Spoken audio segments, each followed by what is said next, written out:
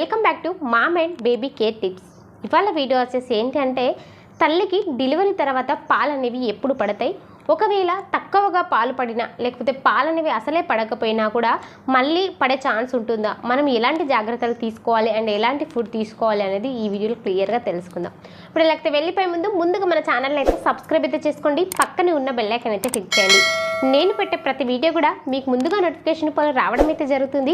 ఏదైనా సందేహాలు ఉంటే కింద కామెంట్ చేయండి, తప్పకుండా నేను మీకు రిప్లై ఇస్తాను. ఇక వీడియోలకైతే వెళ్ళి డెలివరీ తర్వాత తల్లి పాలు అనేవి మనకి 4 లేదా 5 రోజులలో పడవచ్చు.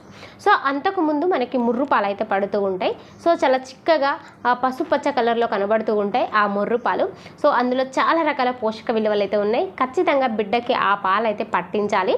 సో డాక్టర్స్ కూడా అదే చెప్తూ ఉంటారు. సో డెలివరీ తర్వాత వచ్చే ముర్రు పాలు అనేవి బిడ్డకి చాలా మంచివి. సో అవి పట్టించాలి ఖచ్చితంగా అనేసి, ఎందుకంటే వాటిలో ఇమ్యూనిటీ పవర్ అనేది ఎక్కువగా ఉంటుంది బేబీస్కి. సో ఈ రోజులలో ఆ ముర్రు పాలు పట్టించడం అనేది చాలా చాలా ఇంపార్టెంట్. ఈ ముర్రు పాల తర్వాత మనకి 4 నుంచి 5 రోజుల టైంలలో తల్లికి పాలు అయితే పడుతూ ఉంటాయన్నమాట. సో కొంతమందికి ఏమవుతుందని అంటే ఈ పాలు అనేవి 5 రోజులలో పడవు అన్నమాట. సో అలాంటప్పుడు చాలా కంగారు పడిపోతూ ఉంటారు. సో దానివల్ల ఏంటి, బేబీ బాగా ఏడుస్తుంది అనేసి డబ్బా పాలు అలవాటు చేస్తూ ఉంటారు. సో డబ్బా పాలకి బేబీ అలవాటు అయిపోయి తల్లి రొమ్ము పట్టడానికి ఇష్టపడరు అన్నమాట.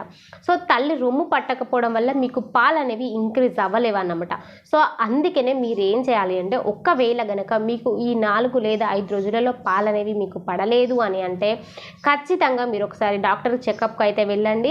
సో దాంతో పాటు కొన్ని మనకి ఇంట్లో వెల్లుల్లి కారం కానీ లేకపోతే మాంసం నాన్ వెజ్ తినడం కానీ, అంటే నాన్ వెజ్ అంటే మటన్, సో అది తినడం కానీ, లేకపోతే మెంతులు నానబెట్టుకొని తీసుకోవడం కానీ, లేకపోతే జీలకర్ర తీసుకోవడం కానీ, ఇలాంటి అన్నీ చేస్తూ ఉండాలి. చేస్తూ ఉంటే మనకి ఫాస్ట్గా మనకి పాలను ఇంక్రీజ్ చేస్తూ ఉంటాయి అన్నమాట. సో దాంతోపాటు బిడ్డకి పదే పదే పాలు కూడా ఇస్తూ ఉండాలన్నమాట. సో ఇక్కడ పాలు ఇచ్చేటప్పుడు కూడా కొన్ని జాగ్రత్తలు తప్పనిసరి పాటించాలి. ఎందుకంటే బేబీకి ఆ నిప్పులు అనేదే కాకుండా ఇక్కడ ఉన్న స్కిన్ కూడా, అంటే మనకి టోటల్గా నిప్పులన్నీ లోపలికి వెళ్ళిపోయేటట్టు బేబీకి పాలు అయితే ఇవ్వడం చాలా అవసరం అన్నమాట. సో మీరు పాలు అనేవి రావట్లేదు కదా, సో బేబీ పాలు తాగట్లేదు అనేసి మీరు పాలు కనుక బేబీకి ఇవ్వకపోతే ఆ పాలు అనేవి సరిగ్గా రావన్నమాట.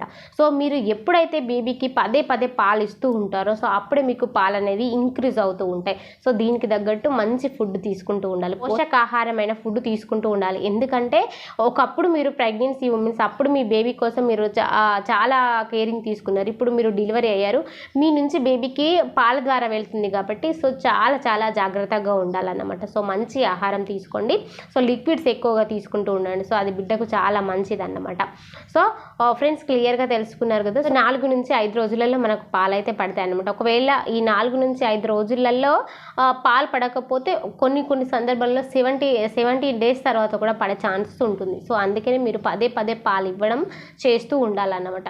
సో ఇక మరొక వీడియోలో నేను మీ ముందుంటాను. ఈ వీడియో కనుక మీకు నచ్చితే లైక్ చేయండి, షేర్ చేయండి, మన ఛానల్ అయితే సపోర్ట్ చేయండి. Thank you so much.